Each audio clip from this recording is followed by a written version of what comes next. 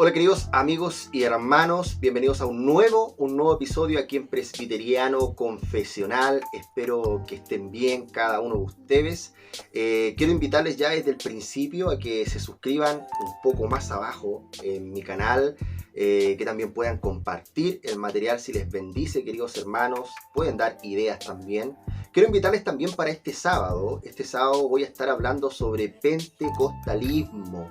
Y tenemos dos invitados. Los dos hermanos son pentecostales. Está el hermano Gonzalo Ramírez de la Iglesia Asamblea de Dios y también está el hermano Esteban Alejandro, creo que es la Iglesia Metodista Pentecostal de Chile. Así que vamos a hacerles varias preguntas a los hermanos para poder comprender un poco más qué es el pentecostalismo y a lo mejor la visión que tienen con respecto hacia el futuro o las cosas que hay que hacer ya en el presente con qué, con los problemas sociales, políticos que también hoy están sobre nosotros. Así que va a estar bien, pero bien interesante para este día sábado.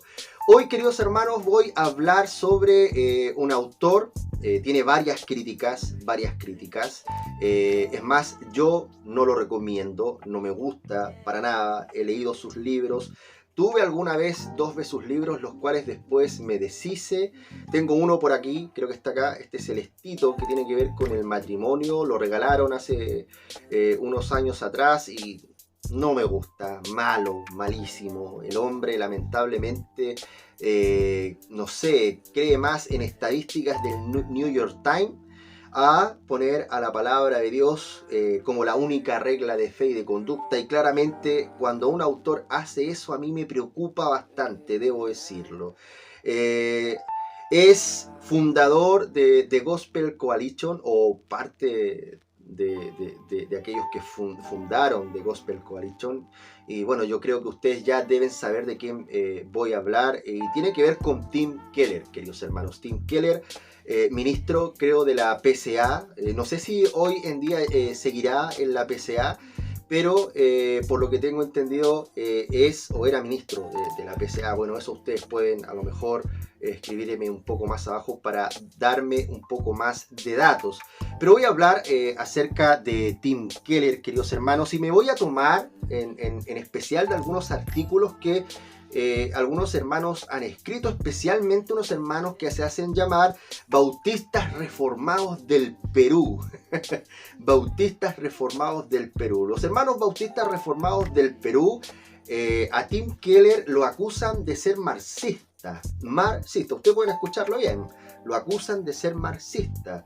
¿Qué debo decir al respecto? Yo he leído a Keller y debo decir, hace un momento atrás, no sé, hace una media hora estuve revisando lo que ha posteado en Facebook como también en Twitter y me fui claramente hacia atrás con todo ese revuelo del tema de las presidenciales en Estados Unidos y él citaba varias cosas. Él habla mucho sobre el pobre, la ayuda social, la justicia social, pero también creo que en el 2020, aproximadamente como en septiembre, como el 18 y 19 de septiembre, él hace una publicación donde deja abierta una pregunta y él hace esta pregunta que dice así: ¿acaso es necesario la redistribución de la riqueza? ¿Acaso ese sería como una opción con respecto al contexto cultural?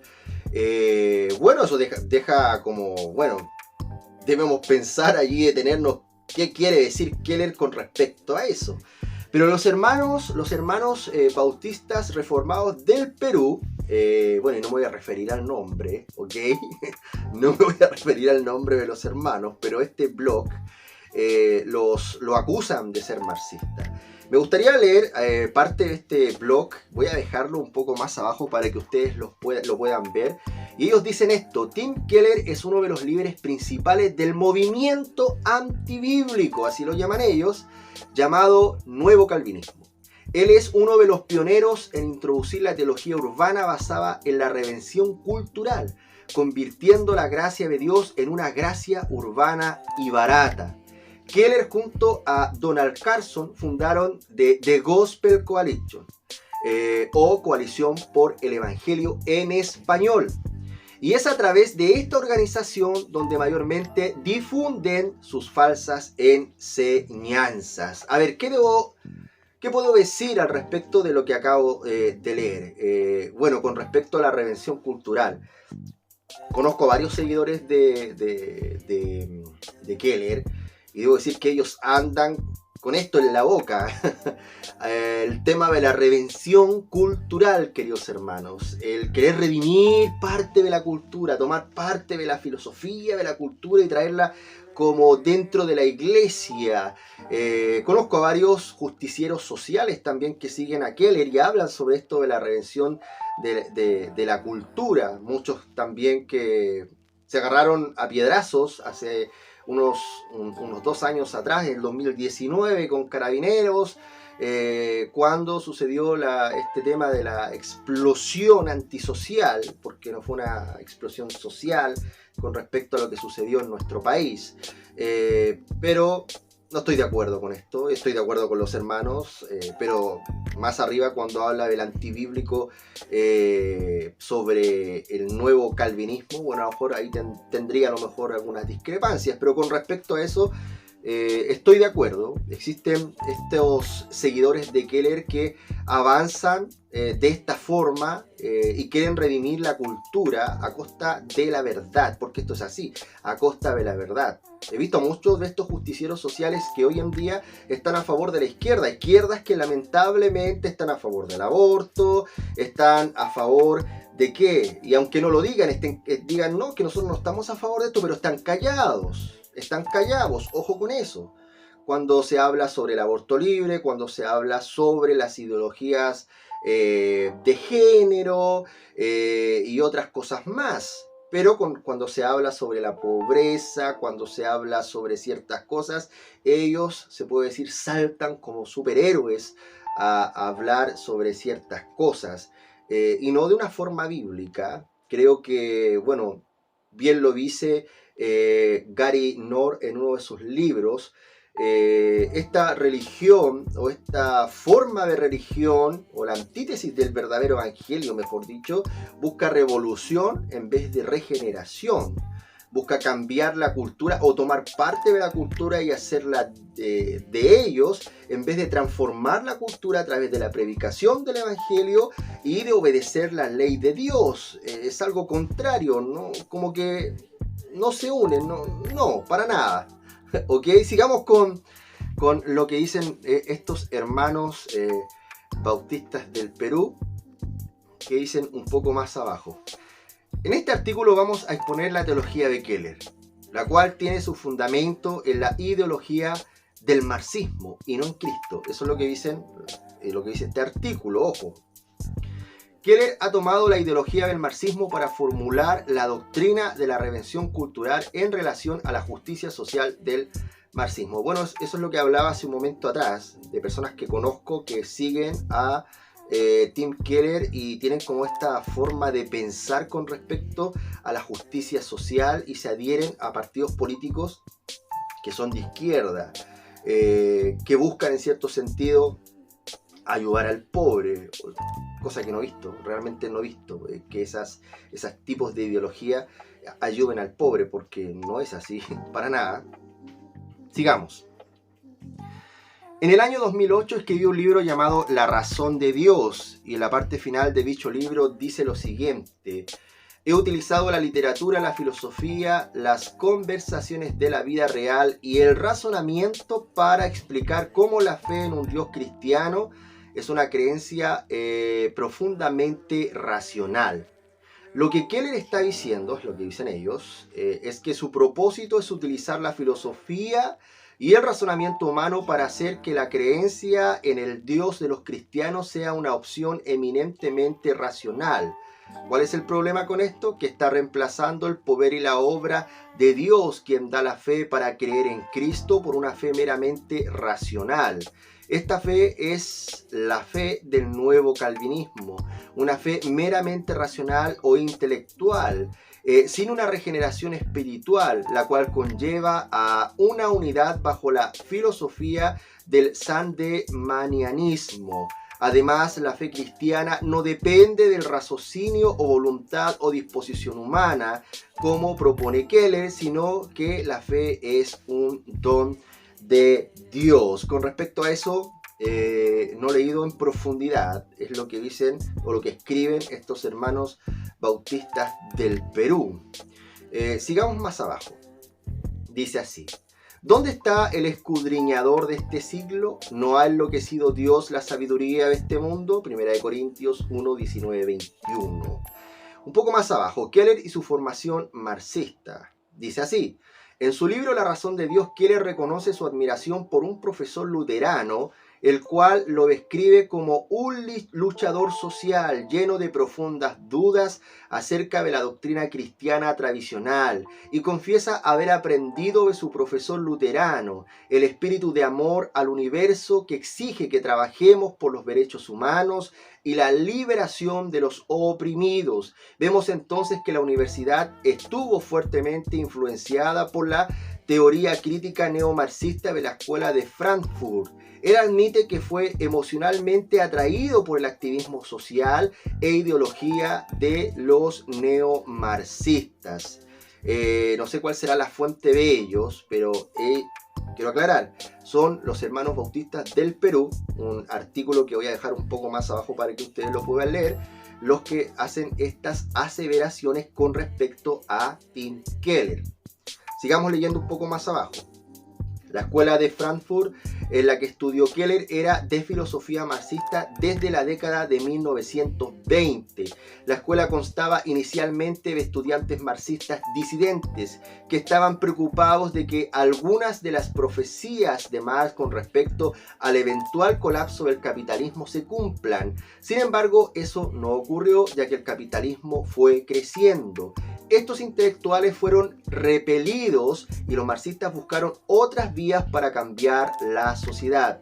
El objetivo principal de la escuela de Frankfurt fue traducir el marxismo en términos culturales, proponiendo una nueva teoría política de la revolución, basada en la cultura y el aprovechamiento de nuevos grupos oprimidos, usando la teoría marxista económica, teorías sociológicas emergentes y el método de la dialéctica de Hegel de llegar a la verdad. Estos intelectuales y sus seguidores sentaron las bases para la comprensión de la causa y la corrección de la injusticia social.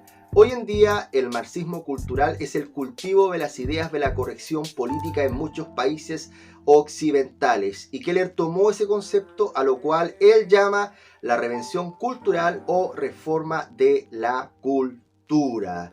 Es interesante cómo ellos analizan a Keller. Bueno, igual hay que tener cuidado, porque no todo el que habla sobre justicia social es un socialista o un comunista. Creo que la iglesia también tiene una actividad social, pero no es el fin principal. Ojo con eso, porque sí que le está hablando como si el ayudar a los pobres, el redimir la cultura, el derribar estos sistemas opresores como un fin principal, bueno, Keller claramente está mal enfocado, porque no es así. El Evangelio no habla de aquello, sino de la redención de la humanidad.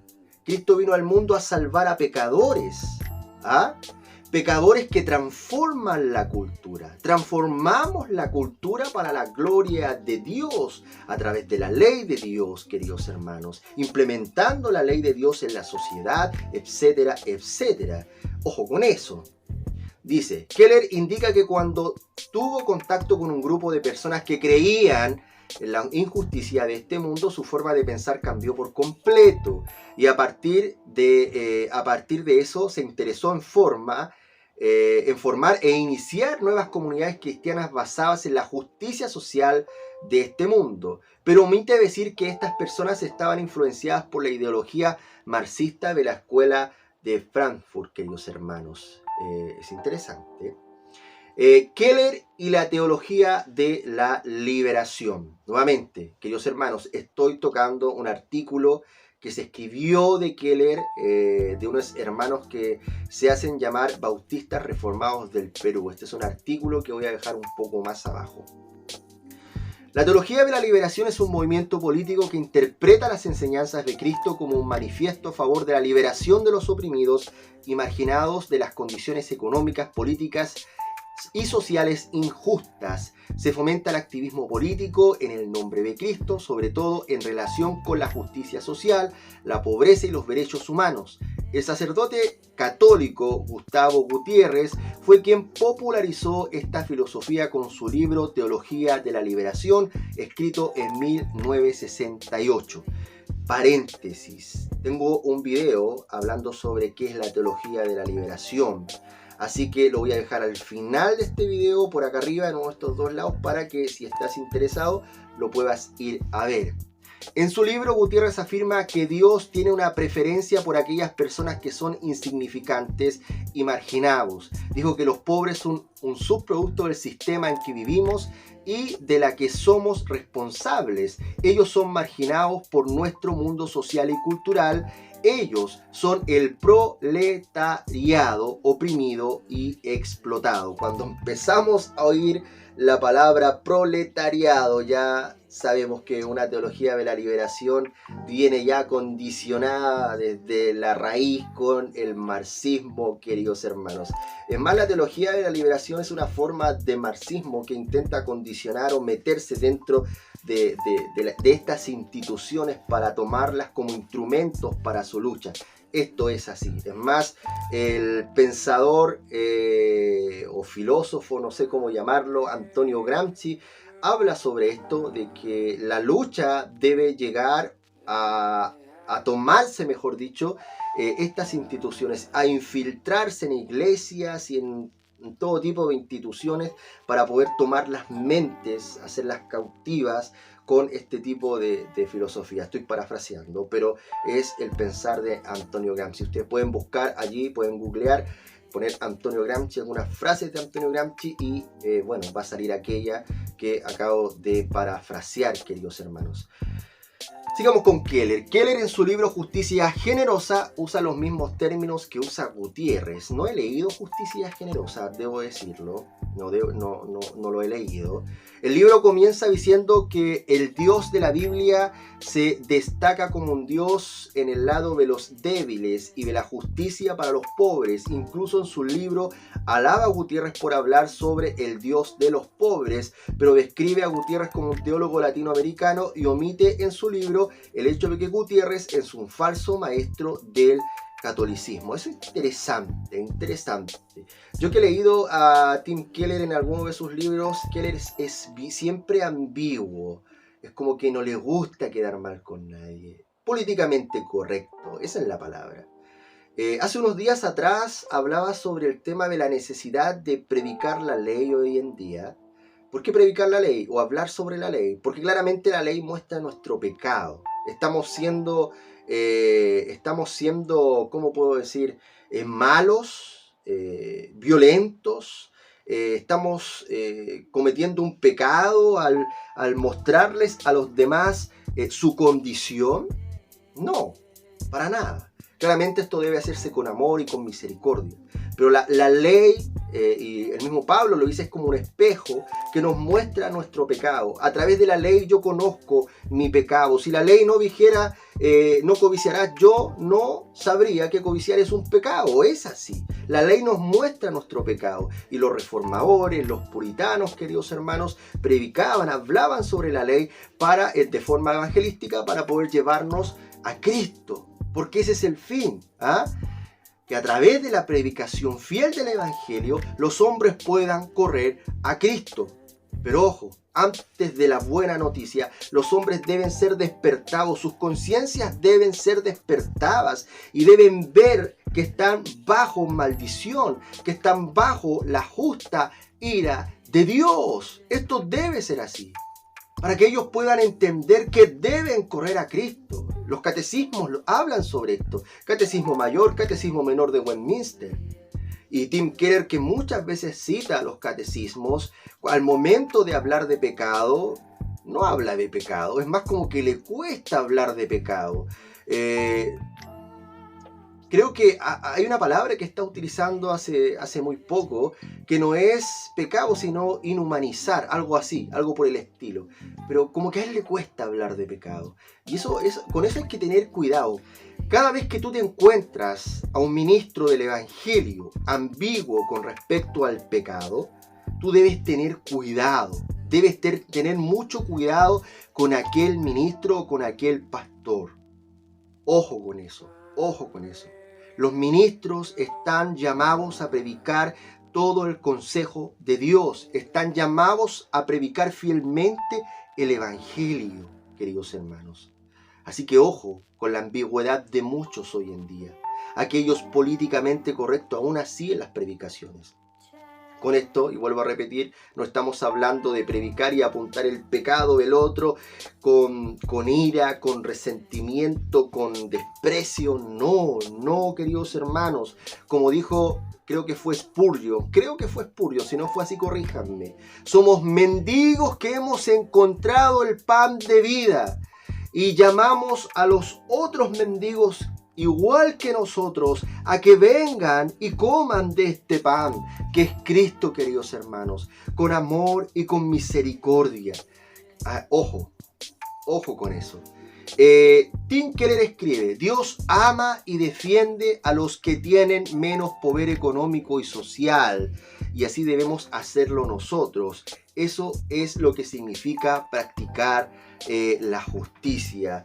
Yo no sé de a dónde Tim Keller saca esto, pero cuando nosotros vamos al relato bíblico, es más, John Bunyan, en su libro sobre el mayor pecador de Jerusalén, bueno, no recuerdo muy bien el título, lo estoy leyendo ese libro, él habla de que Jesucristo se interesa por salvar a los mayores pecadores, a los que están más mal, a los que están en la miseria misma, pero no habla de condición monetaria o condición social, sino que está hablando de aquellos que están en miseria. Es más, allí en el relato de Hechos, escucha bien esto, les ordena a los discípulos que se queden en Jerusalén. Esto lo dije en un video anterior.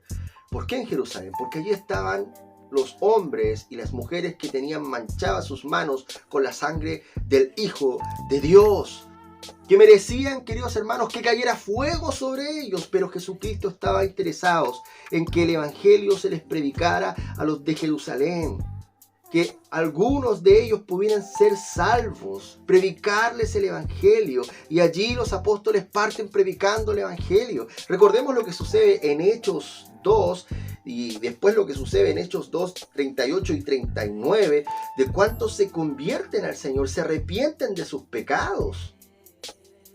Por lo cual, vuelvo a repetir, debemos tener cuidado con aquellos predicadores que se interesan mucho más en el conocimiento exterior a la palabra de Dios más que en la única regla de fe y de conducta. Con esto no estoy negando el estudiar filosofía, historia y otras cosas más, sino que me refiero a traer un conocimiento que condicione en cierto sentido o que diluya el mensaje del Evangelio. Hay que tener cuidado con eso. Yo me he topado por allí con algunos predicadores que lamentablemente usan, no sé, cuando quieren proyectar algo y para poder hablar de ciertas cosas, no sé, pueden poner hasta un personaje de la farándula chilena. Hay que tener mucho cuidado, queridos hermanos, con aquellos ministros y pastores que lamentablemente no tienen los pantalones, porque esa es la palabra, no tienen los pantalones para predicar el Evangelio fielmente, para indicar el pecado, pero ojo, escucha, con amor y misericordia, pero indicar el pecado y llamar al pecador al arrepentimiento y a que corra a Cristo. Cuando esos ministros rehúyen hablar de pecado, intentan diluir aquella sentencia, porque entendamos algo, en el pacto de obras, o lo que Dios exige al ser humano, porque eso es, lo que Dios exige al ser humano es obediencia perfecta. Es obediencia perfecta. Y cuando nosotros vamos a la ley de Dios, a la ley de Dios, la ley nos muestra nuestro pecado, que somos pecadores y que la justa ira de Dios está sobre nosotros. Seas homosexual, seas lesbiana, seas alguien que está a favor del aborto, seas un alcohólico, un drogadicto, un mentiroso, un adúltero, la justa ira de Dios está sobre ti. Si rechazas a Dios, si quieres andar en tus propios caminos, la justa ira de Dios está sobre ti. Y cuando vamos a la ley, no se nos muestra aquello.